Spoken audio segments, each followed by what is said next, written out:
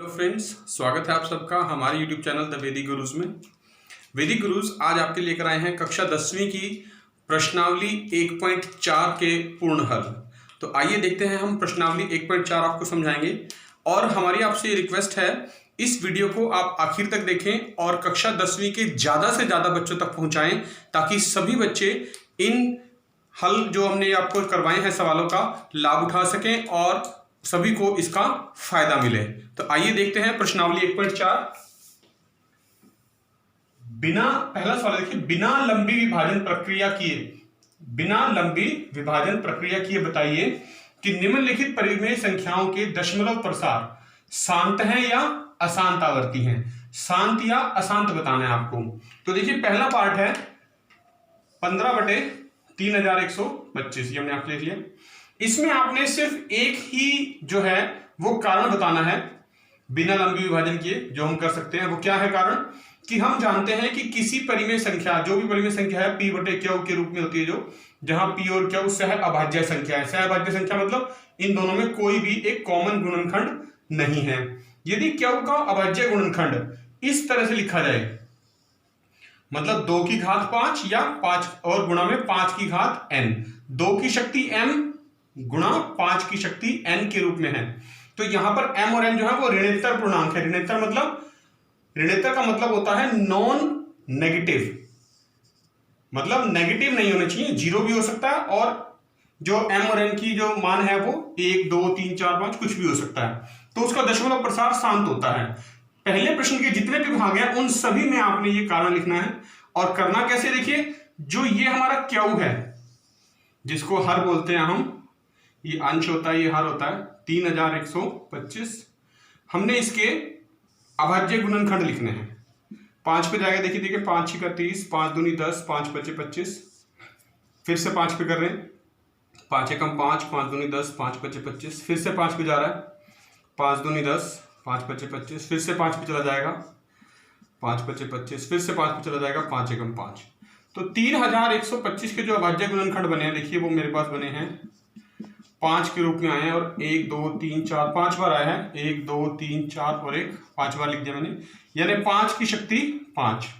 तो जो अभाज्य गुणनखंड हैं वो किस रूप में आने चाहिए थे, 2 की शक्ति m या 5 की शक्ति n के गुणनखंड के रूप में। आया 5 की शक्ति 5, तो इसका मतलब क्या हुआ कि हाँ, यह इसका जो दशमलव प्रसार है वो शांत है। देखिए अब पहले प्रश्न का ही हम आपके लिए दूसरा भाग कर रहे हैं 17/8।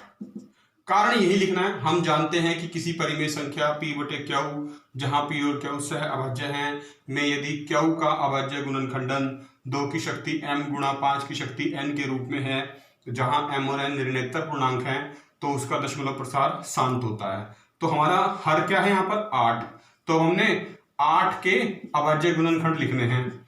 तो वो देखिए वो क्या आ रहे हैं, 2 गुना 2 गुना 2 यानी 2 की शक्ति 3। तो इसका मतलब क्या हुआ, इसका दशमलव प्रसार शांत है। क्यों शांत है, क्योंकि इस रूप में आ गया। इसी प्रकार तीसरा भाग देखिए, लिखा है 64/455। तो हर कितना है 455। 455 के देखिए अभाज्य गुणनखंड बना के देख रहे हैं, 5 के पहाड़े पे जाएगा, 5 निम 45, 5 एकम 5, फिर 7 पे, 7 एकम 7, 7 या 21 और फिर 13 पे, 13 एकम 13। तो देखिए जो 455 का अभाज्य गुणनखंड आया है वो आए हैं 5 गुना 7 गुना 13। हमारा आना चाहिए था 2 की शक्ति m गुना 5 की शक्ति n। तो 5 की शक्ति तो आ गई यहाँ पर, लेकिन 7 और 13 अलग से आ गई। तो इसका मतलब क्या हुआ कि ये जो है इसका दशमलव प्रसार क्या होगा, अशांत आवर्ती। क्योंकि 2 और 5 के अलावा अगर कोई भी संख्या आएगी अभाज्य गुणनखंड में तो दशमलव प्रसार अशांत आवर्ती होगा, और यदि सिर्फ 2 और 5 या 2 और 5 में से कोई एक या दोनों आएंगे तो हमेशा शांत। याद रखना इस बात को। देखिए इसका चौथा भाग कर रहे हैं 15/1600। चौथे भाग में लिखा है 15/1600 और कारण आपने यही लिखना है। हम जानते हैं कि किसी परिमेय संख्या P/Q जहां P और Q सह अभाज्य हैं में यदि Q के अभाज्य गुणनखंडन 2 की शक्ति m और 5 की शक्ति n के रूप में है, तो m और n, जहां m और n ऋणात्मक पूर्णांक हैं तो उसका दशमलव प्रसार शांत होता है। तो 1600 के हमने अभाज्य गुणनखंड लिखना, देखिए 2 अठे 16, 2 चौके 8, 0 0, 2 दूनी 4, 0 0, 2 एकम 2, 0 0, फिर 2 से कर देंगे, 2 पंजे 10, 0, फिर 2 से कर देंगे, 2 दूनी 4, 2 पंजे 10, फिर 5 पे, 5 पचे 25 और फिर 5 एकम 5। तो देखिए जो 1600 के अभाज्य गुणनखंड बने वो क्या बने, एक तो 2 आ रहा है, 1 2 3 4 5 6 बार, तो 1 2 3 4 5 6 बार लिख लिया, और 5 आ रहा है 2 बार, तो 2 की शक्ति 6 और 5 की शक्ति 2, तो किस रूप में आ गया, उसी रूप में आ गया जो हम चाहते थे, 2 की शक्ति m गुणा 5 की शक्ति n। तो इसका मतलब क्या हुआ, दशमलव प्रसार शांत है। यही बताना आपको कि शांत है या अशांत। पांचवा जो भाग है उसमें लिखा है, देखिए 29/343, और 343 के अगर अभाज्य गुणनखंड लिखूं तो आएंगे 7 गुना 7 गुना 7, यानी 7 की शक्ति 3। अब 7 की शक्ति 3 आ गया, और हम क्या चाहते थे, हम चाहते थे कि जो दशमलव प्रसार आए वो किस रूप में आना चाहिए, इसमें 2 की शक्ति m गुना 5 की शक्ति n, लेकिन यहां तो 7 की शक्ति 3 आ गया, तो इसका मतलब दशमलव प्रसार क्या होगा, अशांत आवर्ती। देखिए अब इसका छठा भाग कर रहे हैं हम। छठे भाग में लिखा है 23/2 की शक्ति 3 गुना 5 की शक्ति 2। अब हमने कारण तो यही लिखना है जो हर पार्ट में लिखा है हमने, तो यही कारण आपने लिख देना है, और हर देखना है, हर कितना है, आप पहले से ही हर के अभाज्य गुणनखंड में दिए हुए, 2 की शक्ति 3 गुना 5 की शक्ति 2, जो किस फॉर्म में है, 2 की शक्ति 5 गुना 5 की शक्ति n। तो इसका मतलब दशमलव प्रसार क्या होगा, शांत है। अब सातवां भाग कर रहे हैं आपके लिए। सातवें भाग में लिखा है 129/2 की शक्ति 2, 5 की शक्ति 7 गुना 7 की शक्ति 5। हर को देखना है हमने, कारण याद रखना है, हर पार्ट के अंदर आपने अलग से लिखना है, ये मैंने एक ही बार लिख दिया, आपने बार बार लिखना है। हर जो है वो 2 की शक्ति 2, 5 की शक्ति 7 और 7 की घात 5 के रूप में है। इसमें 2 और 5 तो है ही है, देखिए जो हमें चाहिए, लेकिन साथ में एक 7 एक्स्ट्रा आ गया है, 7 अलग से आ गया, तो इसका मतलब क्या हुआ, इसका दशमलव प्रसार अशांत आवर्ती हो गया है, अशांत आवर्ती। और अब आठवां पार्ट देखिए कर रहे हैं 6/15। इसको हम काट सकते हैं 3 के पहाड़े पे, 3 दूनी 6, 3 पंजे 15, 2/5 आ जाएगा। जो हर है उसमें अब देखिए 2/5 में जो हर है हमारा, ये सिर्फ 5 बचा है, तो 5 अभाज्य गुणनखंड के रूप में 5 ही रहेगा, 5 की शक्ति 1, और इसी रूप में है 2 की शक्ति m और 5 की शक्ति n के रूप में, तो इसका मतलब दशमलव प्रसार शांत है। अब अगला पार्ट 9वां देखिए 35/50। इसको भी आप चाहे तो 5 के पहाड़े से काट सकते हैं, 5 7 35 और 5 10 50, 7/10 बच गया है, और 7/10 बच गया, 10 को लिख सकते हैं 2 गुना 5, तो हर जो है वो 2 की शक्ति 1 और 5 की शक्ति 1 के रूप में आ गई, और हमें किस रूप में चाहिए, 2 की शक्ति m गुना 5 की शक्ति n के रूप में, तो जो हम चाहते थे वही आ गया, तो इसका मतलब इसका दशमलव प्रसार जो है वो शांत है। और आखिरी जो पार्ट है इसका 10वां, उसमें लिखा है 77/210। इसको 7 के पहाड़े से काट सकते हैं, 7 एकम 7, 7 एकम 7, 7 तिया 21, 0, यानी 11/30 आ गया। तो हर कितना है अब इसका, इसका जो हर है वो 30, और अभाज्य गुणनखंड क्या बनेंगे, 2 गुना 3, 6 गुना 5, 30। तो देखिए 2 और 5 के रूप में तो आ ही गया, लेकिन ये 3 एक्स्ट्रा आ गया, 3 एक्स्ट्रा आ गया, तो इसका मतलब दशमलव प्रसार जो है वो अशांत आवर्ती है। देखिए दूसरे सवाल में हमें ये कहा गया है, ऊपर दिए गए प्रश्न में, ऊपर दिए गए प्रश्न मतलब प्रश्न नंबर 1 में उन परिमेय संख्याओं के दशमलव प्रसारों को लिखिए जो शांत हैं। यानी प्रश्न 1 में जिन पार्ट्स के दशमलव प्रसारों के उत्तर हमने शांत लिखे थे, उनके अब हमने दशमलव प्रसार भी लिखने हैं। तो देखिए एक तो पहले वाले भाग जो था हमारे पास 13/3125, ये हमारे पास क्या था, इसका दशमलव प्रसार शांत आया था। अब हमने इसका दशमलव प्रसार लिखना है, तो हमने क्या करना था, हमने इसके अभाज्य गुणनखंड लिखे थे, 5 गुना 5 गुना 5 गुना 5 गुना 5, 5 बार 5 आया था। तो हमें पता है दशमलव प्रसार लिखने के लिए अब हम क्या करेंगे, हम किसी भी तरह से नीचे 10 बनाएंगे। 10 कैसे बनेगा, ये देखिए 1 2 3 4 5 बार 5 है, अगर मैं इसको हर एक 5 को 2 2 से गुना कर दूं, हर एक 5 को एक 2 से गुना कर दो, तो ये देखिए 2 गुना 5 10, ये भी 2 गुना 5 10, ये भी 2 गुना 5 10, 2 गुना 5 10, 2 गुना 5 10, सारे 10 10 बन जाएंगे ये। और जब ये सारे 10 10 बन गए तो कितनी बार हमने 2 से गुना किया? 5 बार। तो 2 से 5 बार ही आप ऊपर हर अंश को भी गुना कर देंगे, 1 2 3 4 5।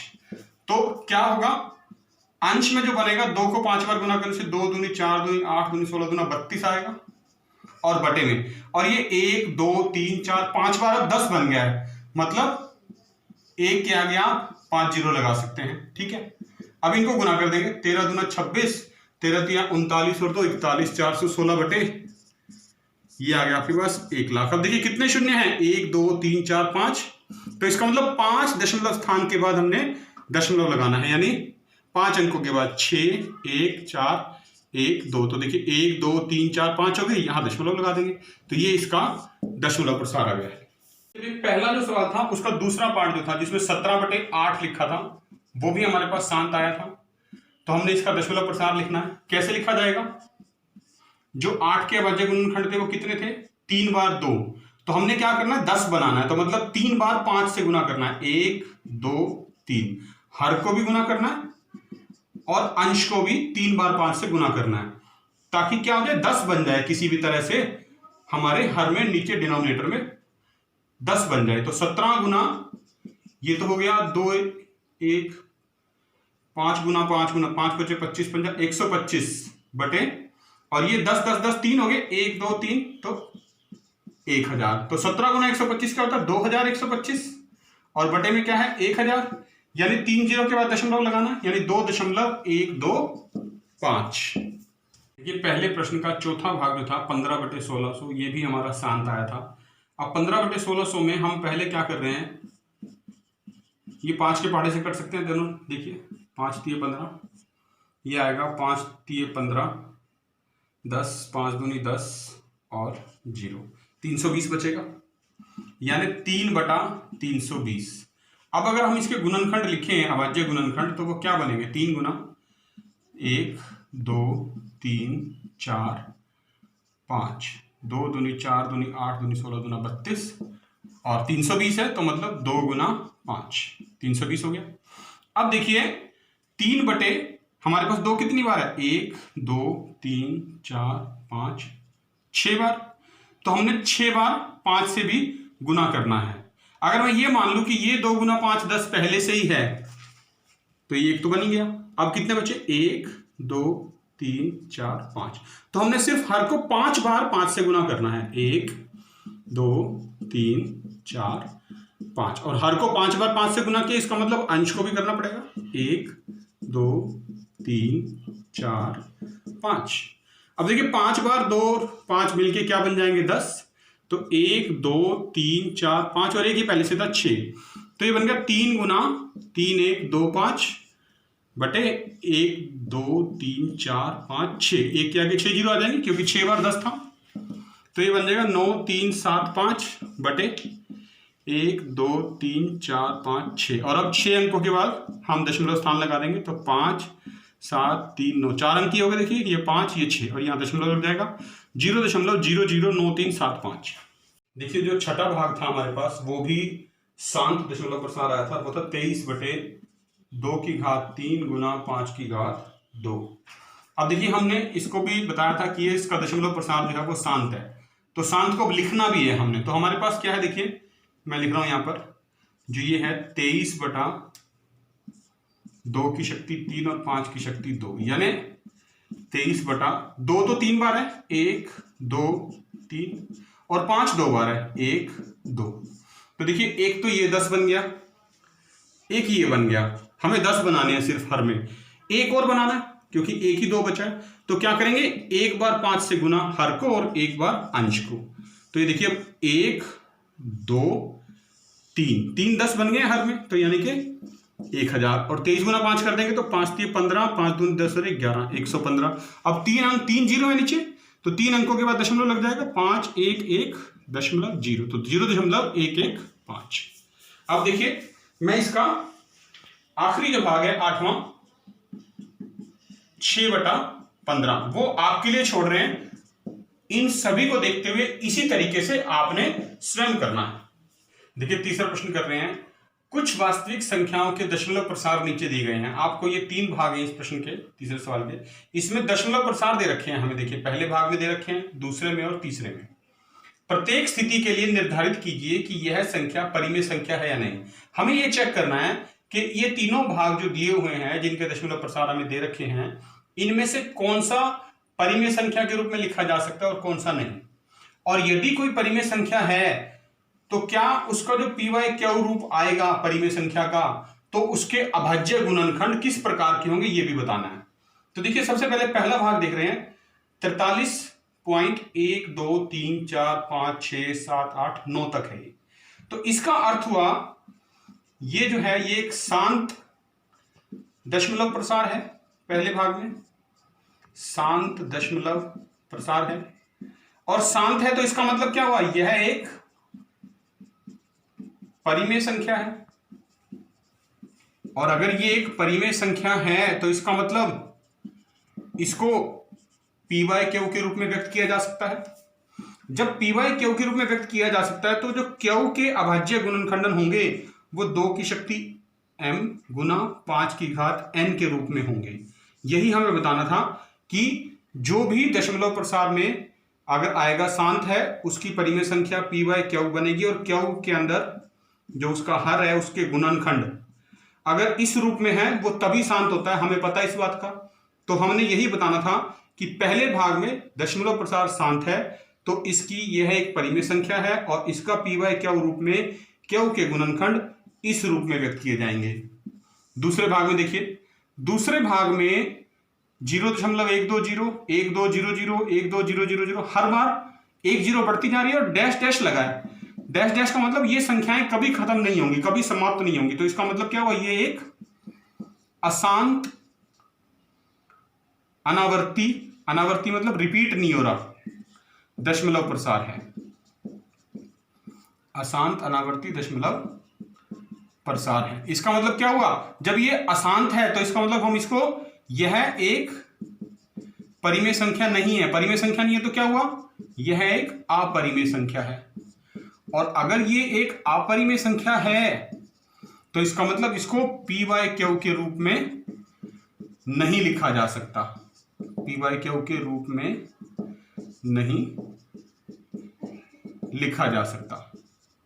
और जो तीसरा भाग है, देखिए ये तीसरा भाग है, इसमें 43.123456789 के ऊपर ये बार लगा है। इस बार का मतलब होता है कि यही संख्याएं फिर से आएंगी। तो मतलब इसका जो दशमलव प्रसार है वो क्या हुआ, अशांत आवर्ती। आवर्ती का मतलब होता है रिपीट होना, ग्रुप में रिपीट होगा, और जिन संख्याओं के ऊपर बार लगा है यही ग्रुप बार बार फिर से आता रहेगा। और ये अगर अशांत आवर्ती है तो इसका मतलब यह भी क्या है, एक परिमेय संख्या है, यह भी क्या एक परिमेय संख्या है। और परिमेय संख्या है तो पी वाई क्यू के रूप में व्यक्त किया जा सकता है। और क्यू के जो गुणनखंड होंगे उनमें 2 की घात m और 5 की घात तो n होगी होगी। इसके साथ कोई एक और अन्य अभाज्य गुणनखंड, एक अन्य अभाज्य गुणनखंड भी आएगा, यानी 2 और 5 तो आएंगे ही आएंगे, उनके साथ एक और अन्य भी आएगा जिसकी वजह से ये अशांत आवर्ती हुआ है। तो देखा बच्चों आपने, ये थे प्रश्नावली 1.3 एनसीईआरटी हिंदी मीडियम के सभी सवालों के हल। इस वीडियो को आपने अपने तक सीमित नहीं रखना है, ध्यान से देखना है। और आपके जितने भी साथी कक्षा 10वीं में पढ़ते हैं, चाहे वो किसी भी विद्यालय के हैं, किसी भी बोर्ड के हैं, आप उन सब के साथ इसको जरूर शेयर करें। आपका कोई पिछला वीडियो मिस हो गया है या आने वाला वीडियो आपको पता नहीं चला, मिला नहीं है, तो आप हमारे YouTube चैनल से द वैदिक गुरुज के चैनल को सब्सक्राइब जरूर करें। सब्सक्राइब करने के बाद बेल बटन दबाएं ताकि कोई भी आने वाला वीडियो जब भी आएगा आपको पहले पता चल जाएगा। और जो भी पिछले वीडियो मिस हो गए आपके, आप नहीं देख पाए थे, उनके भी लिंक आपको इसी वीडियो में डिस्क्रिप्शन बॉक्स में मिल जाएंगे। वैदिक गुरुज के साथ बने रहिए। वैदिक गुरुज आपके लिए अगली प्रश्नावली 2.1 के हल लेकर बहुत जल्द उपस्थित होंगे। तब तक के लिए थैंक यू।